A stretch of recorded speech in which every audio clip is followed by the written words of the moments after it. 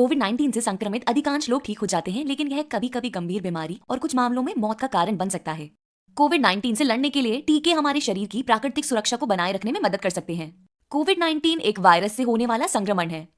कई अलग अलग वायरस है, लेकिन वे सभी हमारे शरीर के अंदर समान तरह काम करते हैं।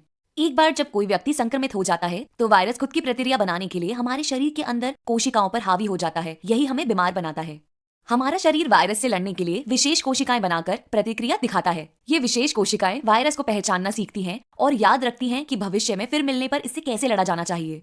हमारे शरीर में वायरस के बारे में जानकारी को याद रखने की क्षमता टीकों के कार्य करने के आधार को समझने की कुंजी है।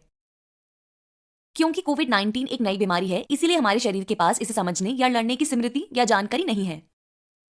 टीकों को अलग अलग तरह से बनाया जा सकता है, लेकिन वे सभी एक ही तरह से काम करते हैं। वे हमारे शरीर में विशेष कोशिकाओं को प्रशिक्षित करके तैयार करते हैं ताकि आने वाले नए वायरस पर हमला कर सकें। इसका मतलब है कि अगर टीका लगने के बाद भी कोई वायरस से संक्रमित हो जाए तो उनका शरीर वायरस को तुरंत पहचान लेता है। यह विशेष कोशिकाएं वायरस से सीधे लड़ सकती हैं, इससे पहले कि वह प्रजनन करके अपने को बढ़ा सके और कोशिकाओं को बीमार कर दे। पिछली सदी में चेचक, खसरा और पोलियो जैसी कई बीमारियों से हमें बचाने में टीके बहुत सफल रहे हैं। टीके सिर्फ बीमारियों से व्यक्तियों की रक्षा नहीं करती, वे समुदायों की भी रक्षा करते हैं। यदि पर्याप्त लोगों को वायरस के खिलाफ टीका लगाया जाए तो वायरस प्रजनन और प्रसार करने में असमर्थ हो जाता है। इसे झुंड प्रतिरक्षा कहा जाता है। अध्ययनों से पता चलता है कि यदि लगभग 70% आबादी का टीकाकरण हो जाता है तो इससे बीमारी पूरी तरह से समाप्त हो सकती है।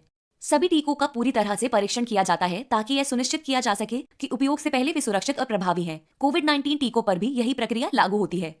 पहले उनका प्रयोगशालाओं में परीक्षण किया जाता है, फिर स्वयंसेवकों के छोटे समूहों के साथ और अंत में हजारों स्वयंसेवकों के साथ।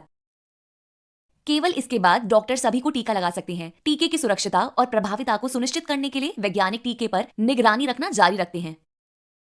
कोविड-19 के खिलाफ टीका उपलब्ध होने के बाद भी सावधानियों का पालन करते रहना जरूरी है ताकि वायरस को फैलने से रोका जा सके।